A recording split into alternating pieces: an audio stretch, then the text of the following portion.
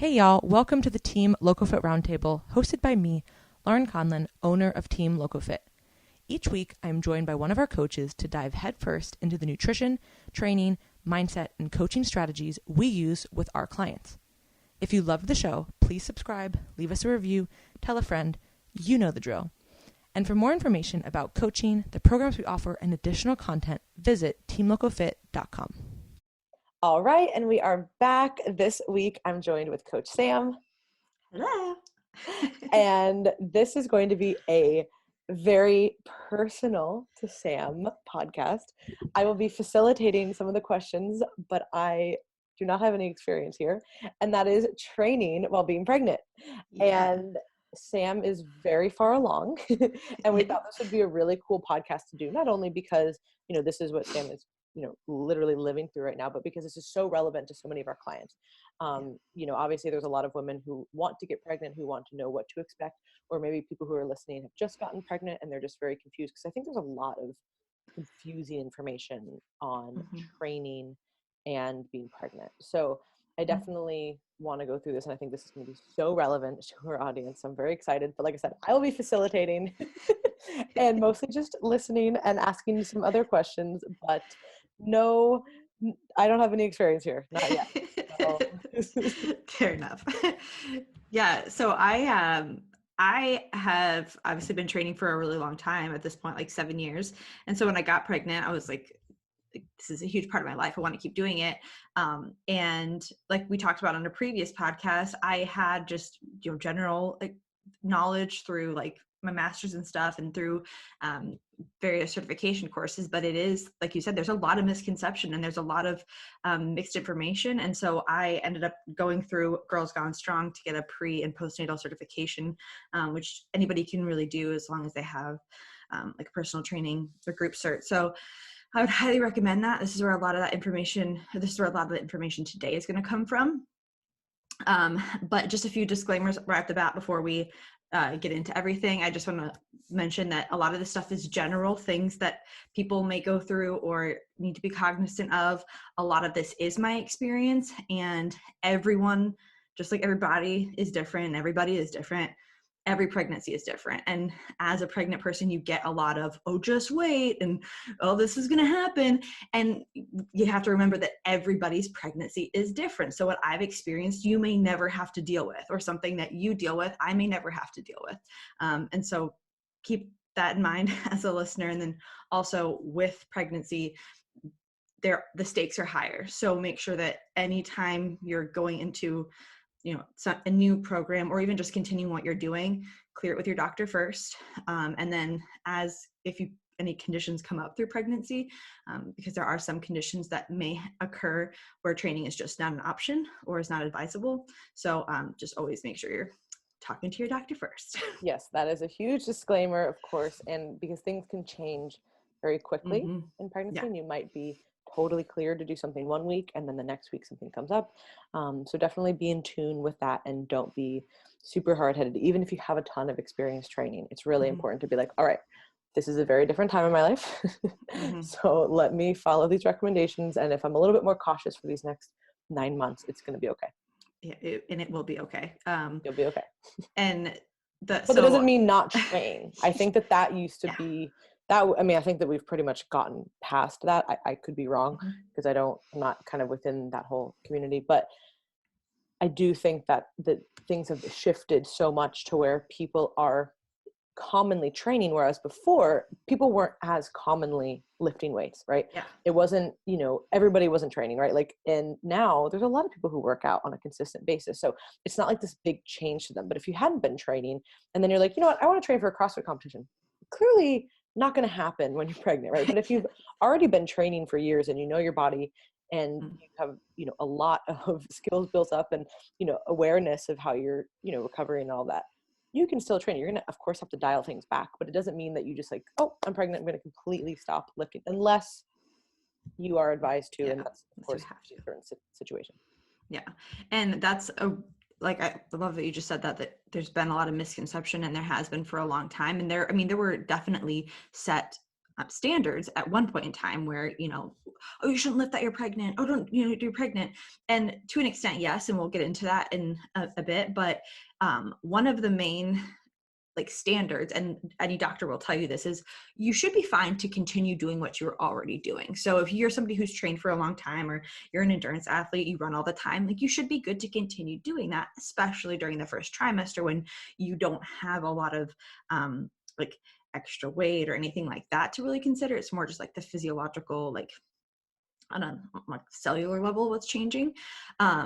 However, that can also get people in the mindset of, well, I don't really exercise right now, or I don't strength train right now, so I'll just wait until after baby's here, which isn't necessarily the case, where you can start gradually adding those things in. It's just going to be slower than if you were to start them when you're not pregnant, and at a lower intensity. So if you are somebody who's listening, who's I want to be stronger for labor, but I don't strength train right now. Okay, start with 1 day a week, start with light weights, start on a very gradual level, and preferably with some guidance of a personal trainer, or, physiotherapist or something. And then you can increase that as you go. That's saying you're safe to do what you're doing now doesn't mean don't start exercising, because there are so many benefits that we'll get into now.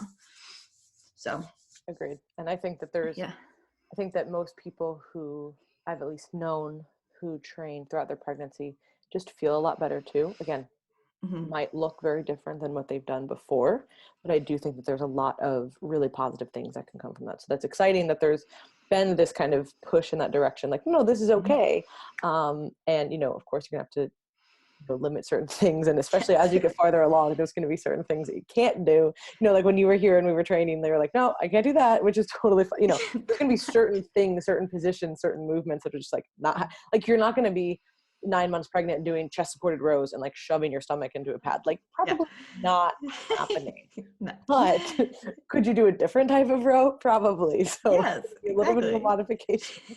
Yeah, exactly. It's just don't go 0 to 60, just like with anything, really. I mean, you're not going to, like you said, you're not going to go from not training to, I'm going to do a CrossFit competition next weekend. And pregnancy is very much a time frame where if you want to add in something new, to an extent you can, depending on what it is. Again, you're not going to enter a CrossFit competition, but you can start at a low intensity adding in things. And the benefits from that can be massive. Let's go over those. Training. Because I think that that's a huge positive as to why somebody should, even if they're adding in just a little bit, why this might be good for them. Yeah. Benefits are massive, and these are just a sample of them. First is that obviously it's going to help manage your weight gain, which, big caveat with pregnancy, weight gain is 100% necessary. You will gain weight. You will gain more than what the baby weighs, what the placenta weighs. Don't get caught in the weeds of how much weight you should gain, because everyone is different. Everyone's weight gain rate is different. I personally gained a lot of weight in the first trimester, and that had to do a lot with what I was doing prior. I was trying to gain weight, wasn't really training hard. So that weight gain was more rapid for me there. And then I gained very little weight in the second and haven't really gained much weight in the third either. But that's not standard. Standard is gained 4 pounds in the first trimester, and I had over doubled that. So it's going to happen, but exercise can help manage that. And through managing your weight gain, you can also help decrease your risk of gestational diabetes. Exercise in general, and just the way that exercise affects our blood sugar, can help manage gestational diabetes or prevent that. It also decreases your risk of low back pain, and upper back pain, because if you're like me, you go from having no boobs to boobs, and that does affect your back. And so having a strong back can help support those new boobies. It also helps with decreasing your risk of depression, urinary incontinence, which we'll get into later, which is just leaking. And it also helps to maintain your strength and your muscle mass, which can be huge for an improved labor, improved recovery from labor, and then just improved weight reduction and getting back to your normal fitness levels after. Some people will argue that maybe in the first trimester, if you have the energy, you can potentially gain muscle still. And that would be helpful for increased strength too. Wouldn't say that's going to happen for most people, but could be a potential benefit too. Maybe if you hadn't trained, and then like you Mm-hmm. said, maybe you start very light exercise 1 to 2 times a week, that might be enough to increase it a little bit because you have these like newbie gains. But if you're somebody who's already been training like you're not going to just like add 5 pounds of muscle during pregnancy. And that of course isn't the goal. And I think it's important to have the weight conversation, because people will look at that and there's 2 sides. There's one side that goes, oh, I just want my pre-baby body back and I don't want to gain a lot of weight and I want to stay as tiny as I can, and that whole kind of mindset. Then the other mindset is like, no, just eat whatever you want, eat for the baby, give in to your cravings, like it's totally fine, you're only pregnant this one time, or whatever, a few times over your life, and you can deal with it afterwards. But there actually are complications to that as well, particularly gestational diabetes, which will affect not just the baby, but it affects the mother later in life. When somebody has gestational diabetes, they are at a higher risk for type 2 diabetes as they age, irrespective of their diet and their lifestyle. Like it's just, you're going to be set up for that afterwards. So the goal is not to have it. Now, some people develop that and they're at a healthy weight and they have a great, great diet and everything. So sometimes it just happens to people. But if you can avoid it and you can do things to make sure, hey, let's maybe not get there, that's going to be advisable. So I think that it's important to talk about that, because there's the 2 extremes, right? There's the like, I just want to I don't want to gain a lot of weight. I want to stay tiny. I want to do it, right? Which again, I think that's kind of fading. I'm not in this community, but I would imagine that most people are kind of like, all right, I'm not thinking about that. Most people want to think, all right, I'm after the baby, I'm going to get my body back, right? And they're kind of focused on that. Then that's a whole different discussion, right? But then as far as the other side of it is, gaining too much is also unhealthy as well. So we really need to be able to balance that. And that's where, again, you talk to your doctor, you see things, you see how they're progressing. And, like you gained more weight initially, and it wasn't because you were, doing anything crazy. It was just, that's how your body responded. And now things have settled and you're probably now within that normal range. Right. And that's where you have to talk with the doctor, explain what you're doing, have a process. If you just gone in there and been like, oh, I don't really know what I'm doing, they would have been like, hey, maybe eat less, when that might have not been the appropriate answer. But if you go in there and say, no, this is what I've been doing, it's, it's pretty calculated, I kind of know what I'm doing, I'm on top of this, then they're like, oh, okay. Like, yeah, absolutely. And you're right. There are complications on both ends for mom and baby if we don't gain enough weight or gain too much weight. And that rate of weight gain suggestion is also going to be very different based on where you start your pregnancy. If you're underweight when you get pregnant, you're probably going to need to gain more weight. And if you're overweight, you're probably going to need to gain less weight for the health of the baby. And I actually, obviously myself, I'm pregnant, but I have a couple clients who are trying to get pregnant or who are pregnant. And we have this conversation a lot of the time of, if you are doing what you know is best for your body and you're eating enough for your baby, one of the things about pregnancy is your body has a mind of its own. Like, it's going to do what it needs to do, which is a miracle and amazing and like just crazy in itself. But we need to trust that too. So with that weight gain, if you're taking care of yourself, there's a point in time where that does need to be let go, but that doesn't mean, like you said, that we need to let go of your health, because that's a priority too. This goes to everything like that we always talk about. Exactly. But this is also, I think people know that in, kind of standard life, but then when they get, I don't know, for some reason, I feel like there's just not as much conversation around that.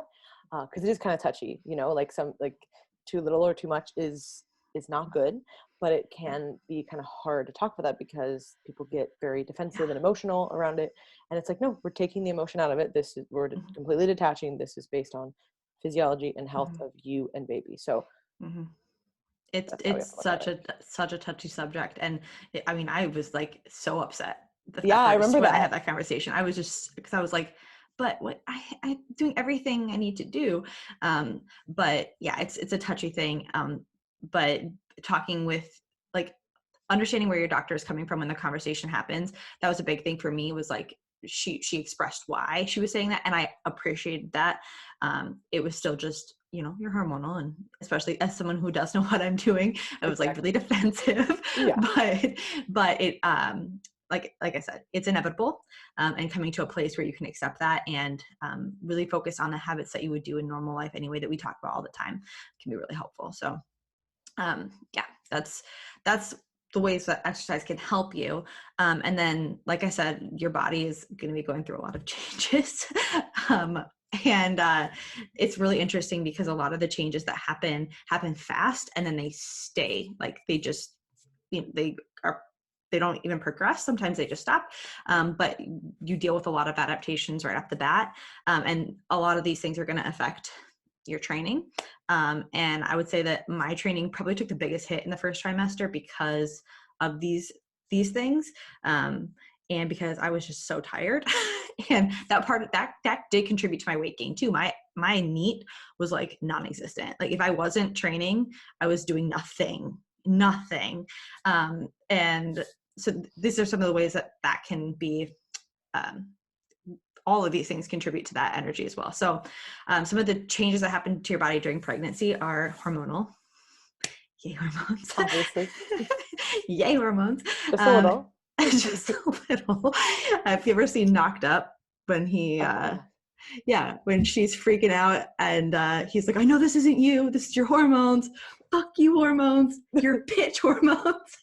I told my husband you can pull that card whenever you want. Call the hormones, don't call me. That in forever, but now I want to rewatch it. You need to. Anyway, these are some of the major ways that your body changes. First of all, again, the hormones. Second of all, your oxygen demands go up because you're not only providing oxygen for you, you're providing oxygen for your baby. And with that, how is your oxygen transported? Through your blood. So you're going to have a higher heart rate right off the bat, essentially 15% increase, like within the first trimester is average.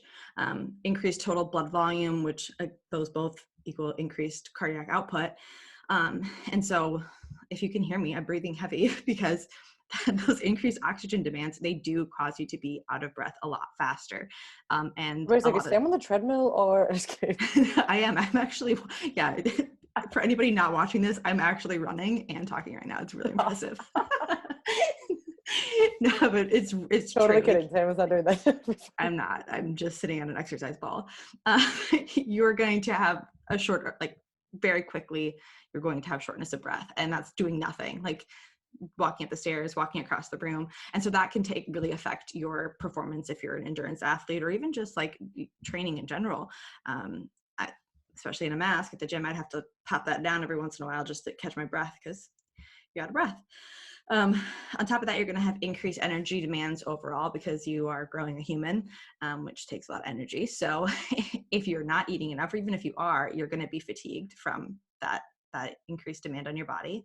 And then with that human growing inside of you, you also have to consider that you're going to have some pressure and some extra weight from the baby. It's going to change your center of gravity. And we have to also be aware of potentially causing damage to the belly and the baby, and being spatially aware of not bumping into things as much or hitting your belly with anything too. So those are just some of the glorious changes. So bad at that. I run into things. I'm just always running into stuff. I'm always dropping things and I'm like, oh my God, what is wrong with me? That would be, and it's probably you're probably still not used to it. And you just turn the corner and then it's just belly. It's just, that probably is very telling. Clear off the table with your belly. Yeah, I open drawers all the time and hit myself and I'm like, oh, sorry, dude. No, I'm sorry. I didn't mean it. Yeah. You just start kicking. She's like, what the fuck, Mom? You see the foot kick back. But yeah, so those are definitely, I've always thought that the total blood volume was really interesting. I don't know. I just always found that really fascinating. And I mean, it obviously makes sense, but the fact that happens so quickly is just really, really cool. And it just really speaks to how much is happening, especially in that first trimester, developmental wise, there's so many things are happening. So that's why, all of this happens pretty quick. And, it's always crazy when you hear those stories. People are like, I didn't know I was pregnant. I found out when I was 7 months pregnant. And you're like, how? Right? I mean, I know it happens all the time. And like I said, everybody's pregnancy is very different, but that's always wild to me because you hear these stories I was out of breath and, I was really tired and all these kinds of things. And then you're just I'm super hormonal. And you're like, maybe that's happening. I don't know. But I don't know. I always felt like that would happen to me. I'd be like, oh, whoops, what's going on? And it's always just really busy for 7 months and didn't realize. Just didn't realize what was going on. And then my belly started bumping into stuff and I was like, maybe this is, maybe I should get this addressed. Yeah, that would happen to you. One thing I do have to mention too with hormones, and every pregnant or mom listening to this is going to hate me. But one thing hormones can do is create a lot of nausea and morning sickness. And morning sickness isn't just morning sickness. It can be like all day sickness. And a lot of movement can sometimes exacerbate that. Just like motion sickness, you're moving a lot. If you've ever had the flu and you're going up and down, like it's not good. Sometimes it can help it as well. I didn't have any morning sickness at all. So yeah, you're super lucky. I was so lucky. I feel like that's probably like, and again, I haven't been pregnant, so I don't know, but I hear about that and I'm like, man, I feel like that would be like one of the worst things, right? Because I know people who've had really, really gnarly pregnancies where like they're nauseous the whole time, like morning, afternoon, night, every time they eat, every time they drive, like not just the first trimester, like the whole time. And you're just like, oh gosh, like that would make things so hard. So it's crazy though how that affects some people and it doesn't others. Like it's just so interesting, like why that works. Why some people have crazy heartburn and other people don't. Yeah, and it research does indicate that it can be a sign of a healthy pregnancy and like a viable pregnancy. So some morning sickness, like for a lot of people, is a good sign. And so we can look at it as a positive light too. But I've had a pretty healthy pregnancy for the most part, but no morning sickness. But that is something to consider when we talk about the way your body's changing. So now I think I'm just gonna roll into like training in general and some things that I felt were important that I wanted to share on this were ways that things we need to be aware of and cognizant of through training, and then how we can, I guess, prevent any like excess damage, as well as make training as comfortable as possible and continue doing it as long as we can. So does that sound good? Makes sense? No, that's perfect. Okay. So first thing that, this is something that I think we can be, I know, we can be aware of prior to being pregnant too. And all women should really be doing this, and is being aware of that's being aware of your pelvic floor health. And your pelvic floor are all the muscles and ligaments that support the bottom of your base of your pelvis. It's keeping everything up where it needs to be. And during pregnancy, that goes through a lot of changes, a lot of excess pressure due to the weight of the baby and your uterus pressing down on your pelvic floor. And then, of course, through birth, that's going to go through a lot of trauma because you're having a human exit out of there. So excited. And also just like women in general, though, a lot of people don't focus on their pelvic health until it's a problem. And so normal, like, especially with athletes, anybody who's does a lot of jumping, a lot of impact, can have just like wear and tear on the pelvic floor. And in a 2016 study, they found that 50% of women who were exiting a gym that they interviewed and surveyed had some kind of urinary incontinence or like bladder leakage, and only 24% of those women had given birth. So we're talking about the majority hadn't, minor majority, but hadn't. And so they still had this problem. And so while pregnancy does cause this excess trauma and excess damage to the pelvic floor, it is something that I think everybody needs to be aware of. And some things we can do even prior to pregnancy, or everyone can do, is focus on strengthening the pelvic floor and really just getting connected with it. Because, I mean, how often do you really think about it? Probably not a lot. And one of the main things you can do is Kegels, or Kegels, however you want to say it. And that is just the contraction of the pelvic floor muscles. And there's a lot of good resources online that you can focus on. But one of the best things that I've found to help connect is to think about your pelvic floor as a diamond, and you're pulling all four corners of the diamond together by contracting your pelvic floor muscles and then relaxing those. And along with that, you can also do diaphragmatic breathing. And so your diaphragm is the muscle that helps you breathe.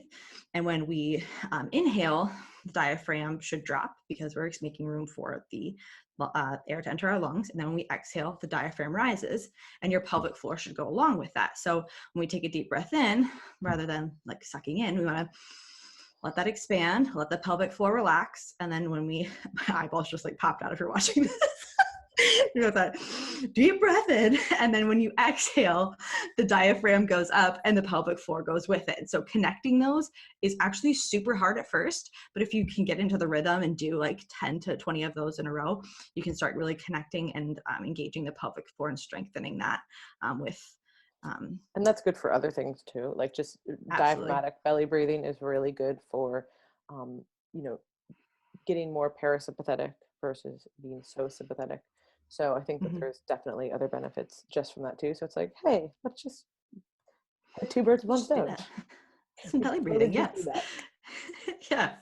And then when we're training, ways that we can keep the pelvic floor in mind and not cause excess pressure or damage when we're pregnant, and this is actually anytime too, is making sure that we're exhaling on exertion throughout a lift. So rather than holding our breath or like pushing, exhale and let the take off the pressure from the pelvic floor and then relax the pelvic floor when we're resting rather than staying in a contracted state too. So those are some things to keep in mind when it comes to the pelvic floor. I don't know if you have any addition to that. I don't, but if there's any resources, I know you said that there are some good resources online. We can put those in the show notes.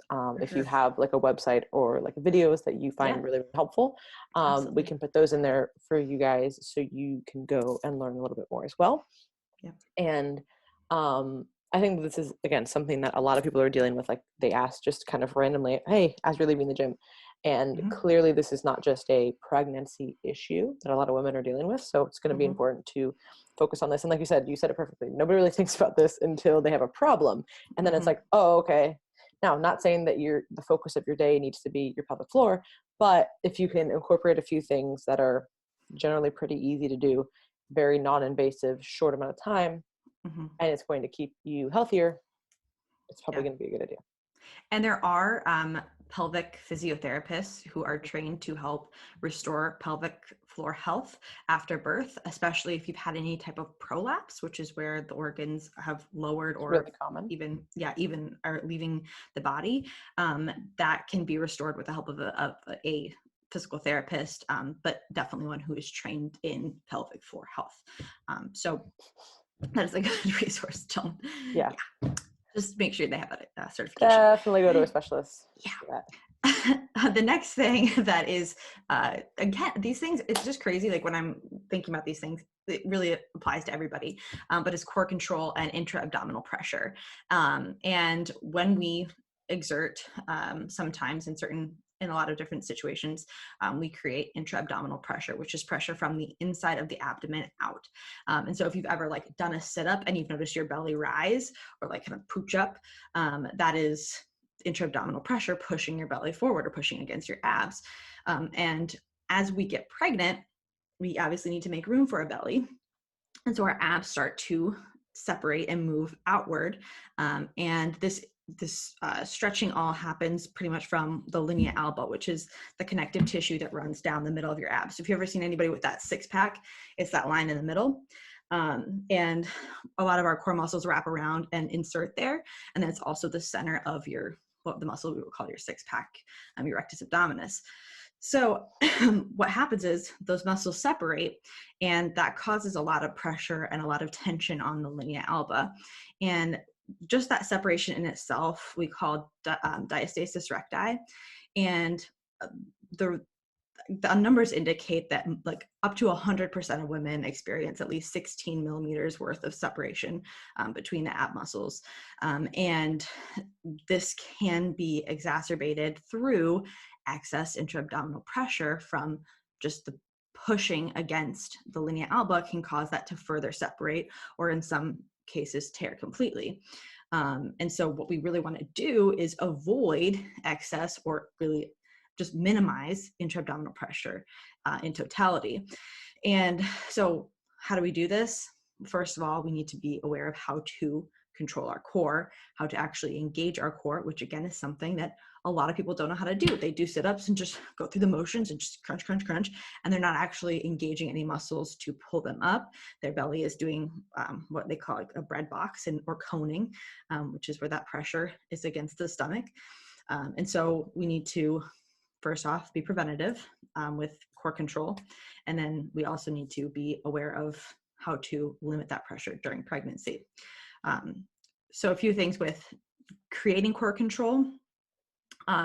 Someone who's really educated on this and does a great job is Hannah. I think her name's Hannah Byer on Instagram. I'll try to link her too. But she's got a degree in exercise science. She's a gymnast, has had 2 kids, and really talks about like the mind-body connection with core control. And she has a lot of great videos and resources on this. But diaphragmatic breathing is the first thing. Again, the theme. It's a theme. Didn't take one thing away, pregnant or not. Go do some belly breaths. Go do some belly breaths.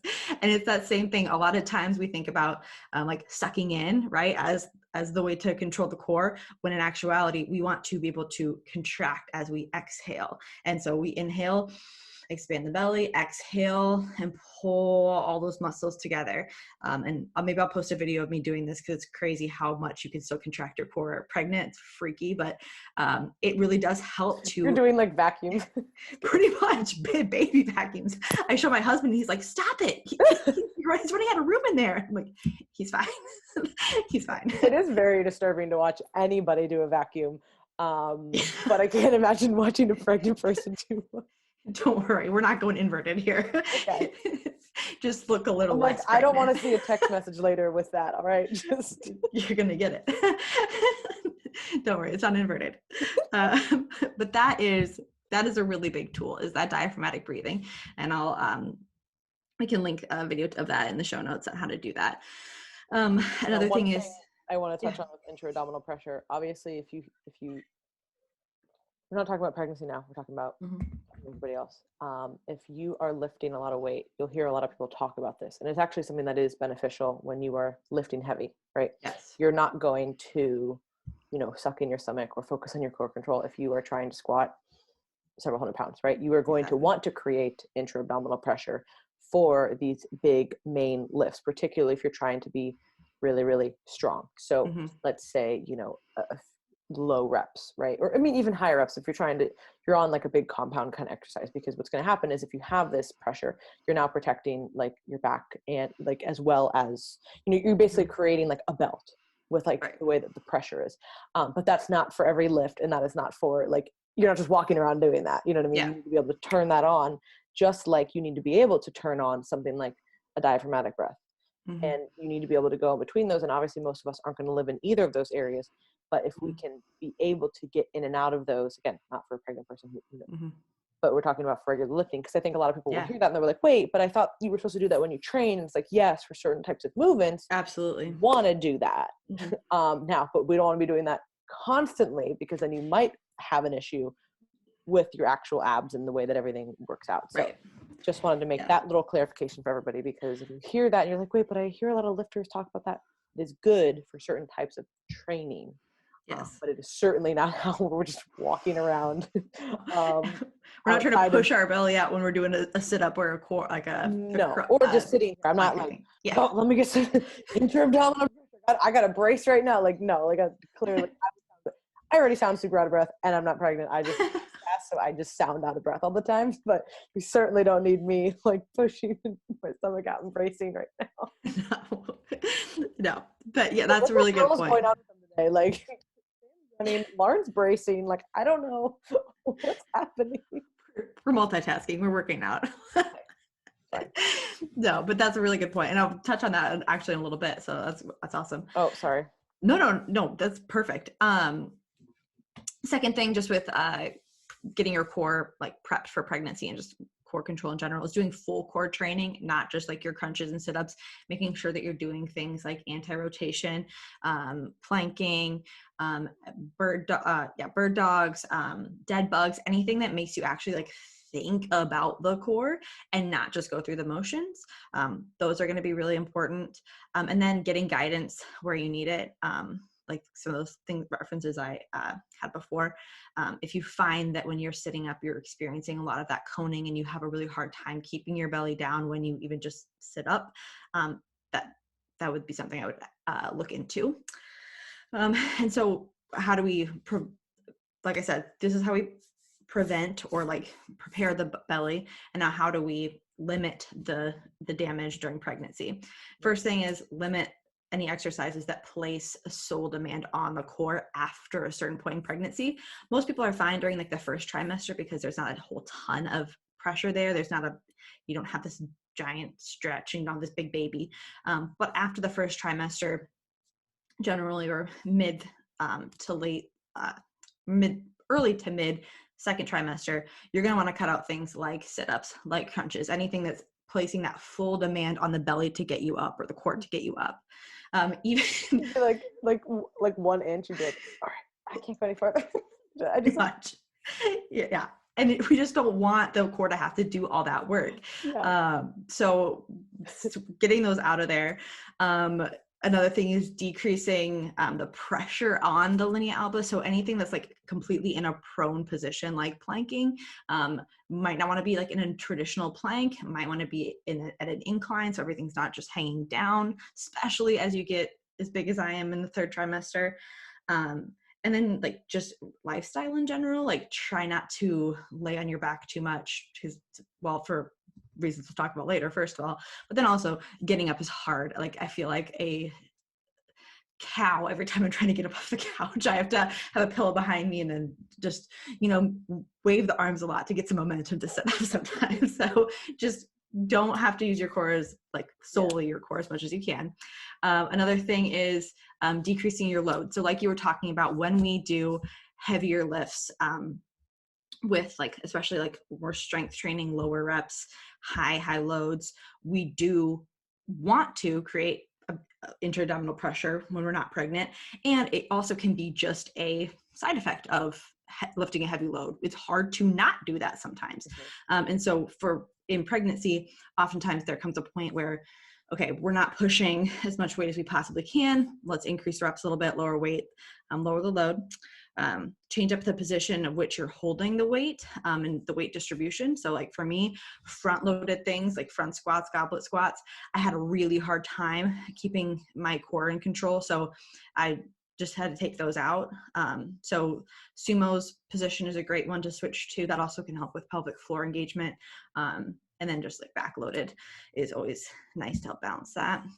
And then just train your core differently rather than doing those typical things you were doing. Using a Swiss ball to do pelvic tilts, to do pelvic circles, things that actually engage your core and don't put added pressure on, are really nice. And then the last thing briefly that to consider during pregnancy is, like we talked about, that changing center of gravity and being aware of your weight distribution. You're obviously not, well, first of all, something that I had always known about as a trainer, and I was just like, I don't think I'm gonna have to worry about this, was lying in the supine position, which is lying on your back. If you're lying flat on your back, the weight of your uterus can create a lot of pressure on your superior vena cava, which can restrict your blood flow, and it can cause you to feel really lightheaded, nauseous. It can, if you're there for a long period of time, it can be really dangerous. And I was just like, I'll be fine. Well, I have a huge baby and huge belly. And no, I can't do that. I can't lay on my back for hardly at all without feeling really lightheaded. So that's something to be aware of. Just even propping yourself up to like a 30-degree incline can help reduce that pressure.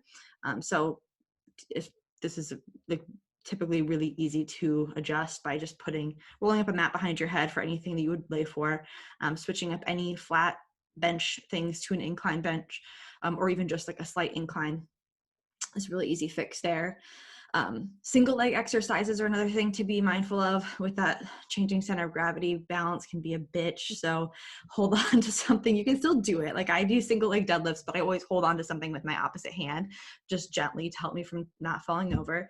And then sometimes you just might want to take those out because sometimes our hips can be a little more flexible due to increased relaxin, which can makes the hips more flexible so that your baby can leave your body. But is something to be mindful of with single leg stuff. And then just changing your stances. Like I said, sumo rather than traditional can help you have a little more balance, a little more control. And then being mindful of that belly clearance. Like you're probably not going to want to be doing any like power cleans, any snatches, anything, because you could hit your baby. And that's actually been a documented thing now that like they say, don't do this because there had been injuries to baby and mom from barbells. So keep that in mind. And then like Lauren said, don't be doing any Superman's lying on your belly or chest supported rows. Like just keep off your belly.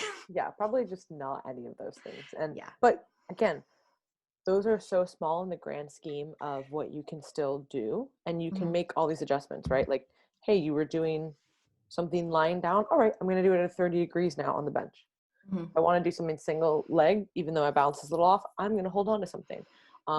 Hey, maybe I'm not going to, do barbell hip thrusters, just as an example, if it's really uncomfortable. You can still do body weight or banded or, put some kind of a weight on a single, even dumbbell, yeah. So there's plenty of modifications, and there's so many benefits here that it's really, really important to consider that, talk with your doctor, come up with a game plan, because you're going to help, you as well as like actually like the birth. I don't think a lot of people think about that until like you're kind of getting close. I mean, it's again, why the hell would you think of that unless you're in that position, right? But that is a big thing. Like giving birth is very, very hard on your body. So you want to be able to recover from that. Now, even if you prep perfectly, does that mean that you're going to have a great recovery? You might not. But if you could put yourself in a position to have a faster recovery, because now you're going to have this baby who's going to need you all the time, it's going to be really, really good. So if you can do a few things, during these 9 months to put you in that position, it's going to be really helpful. So obviously, if you're trying to get pregnant and you haven't been training, now would be a really good time to start. It's never too early to start training it for any part of your life. You should always, if you decide that you want to do it, go for it. It's never too late. It's always going to have benefits. But then even if you haven't trained before and you are pregnant now, talk with your doctor, but you might be able, like you said, to add in something very small once or twice a week, and that could really, really exponentially help. So I think the last thing to round it out, which is perfect, is managing your expectations. And, this goes with anything in life, especially anything fitness related. There's always going to be people who seem to effortlessly do things, right? So people who, are super jacked and super lean, and they don't really try. You watch them, you might know them, they kind of eat, pretty good, but they kind of eat like shit. You're like, what the hell? How is this happening, right? Or this person just started training a year ago, and look at them, right? So there's always these expectations that we set on ourselves. But I could imagine that, especially watching people or knowing that, like that person, right, who trained the whole time, never got sick, felt great, did pretty much live their whole life. And especially on Instagram, right? Like if you see all these people like, oh my God, look at this person training all the time, they're talking about this. And then you can't do that. That can feel kind of like, am I doing something wrong? Or why can't my body do this or whatever? So talk a little bit about managing your expectations. Yeah. I mean, you nailed it, especially with Instagram and social media. And with my experience, like I said, I've been training like consistently for the last 7 years. And so it wasn't a question to me. I was like, yeah, and I'll be fine. Like, I'll just keep doing what I was doing.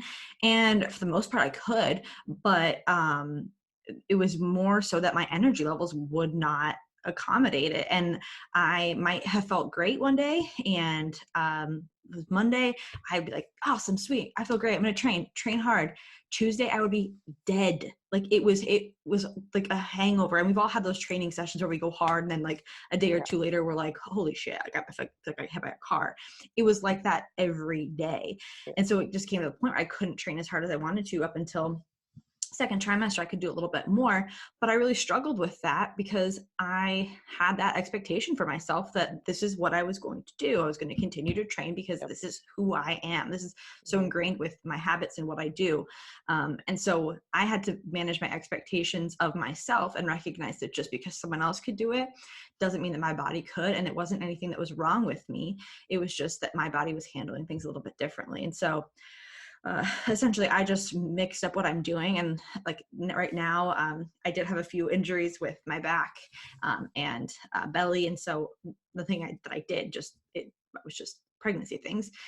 So I had to take about 2 weeks off from everything, like walking, anything. And so getting back into training after 2 weeks off when you're pregnant is pretty difficult. So, I mean, to be honest, now I'm 32 weeks and I do little circuits of like maybe I'll do supersets, so exercises back to back. I'll do 2 exercises, and maybe I'll do a total of 6 exercises and just go through 3 rounds of each. And I mean, the lift is 15 minutes long, but I can still function throughout the rest of my day. I'm not exhausted the next day. I'm still at least recruiting the muscles. I'm not going hard by any means, but it's manageable and it's something. And is it what I thought I would be doing in 3rd trimester? Hell no. I was like, I'm gonna be at the bar. I'm gonna be like deadlifting at 38 weeks. At the bar. No. I'm not at the bar. I was like, dude, what are you talking about? Laurin, it's COVID. I'm in Minnesota. We don't have bars. So concerned. I was like, oh. No. I'm gonna be at that barbell going hard. Okay. And I'm not, but that's okay. I'm doing what I can do. And so if you're pregnant, have goals, set expectations for yourself. But if those expectations, just like with everything in pregnancy, like I said before, your experience is going to be different than everyone else's in every way. So whatever expectations you have for yourself, set them, but be flexible with them. Give yourself grace, because so much of this is out of your control. And as long as you're doing what you can honestly say, like just like everything in life, as long as you're doing what you say or doing the best at what you want to do, then that's all we can do. So yeah, that's was my experience with that.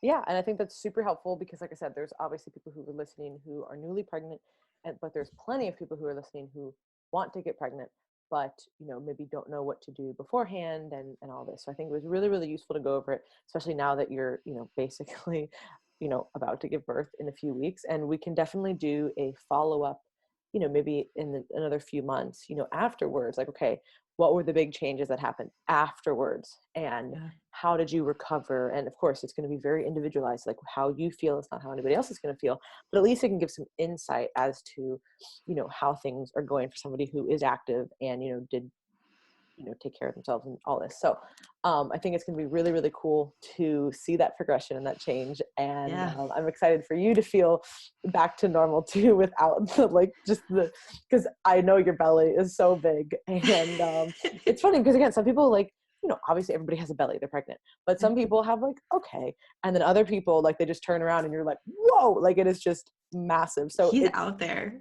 He is out there. He is he's probably going to be extroverted. I'm all about it. Let's hope that's what that means. Wouldn't it be funny if that was a thing? I don't think that's a thing, but that would be so funny if you could tell how extroverted your baby was going to be based on. Are you making a study design right now? Everybody turns me down. They're like, no, nobody cares about. Not one person asked this question. This isn't a thing. This is totally not a thing. You're trying to make it a thing. Can't make it a thing. What's that stupid movie? That's just never gonna happen. That's it. The belly. Okay. Anyways, I'm going crazy. What we'll do is we will link up some of those resources that Sam mentioned, as far as the pelvic floor stuff, as well as the certification that you took. I think that'll just be really useful information for people, and that'll be in the show notes. So if you have any other questions for us, of course, you can send us an email at info@teamlocofit.com. You can also go to our website, hit the contact button, send it there. And if it is specifically for Sam, you can send it to her. If you guys have any specific questions that you might want to keep anonymous, we do have a Google form that we've opened up. So if you have any questions, particularly, let's say, about pregnancy or something, life after being pregnant or trying to get pregnant, that would be something really awesome that we could handle. We could talk about it. We could handle it. We could talk about it on the podcast. So that is also in the show notes. And if you have, any other questions for us, want to check out the articles, other podcasts, or apply for coaching, you can go to teamlocofit.com. Everything is there, and we will catch you guys next time. Bye.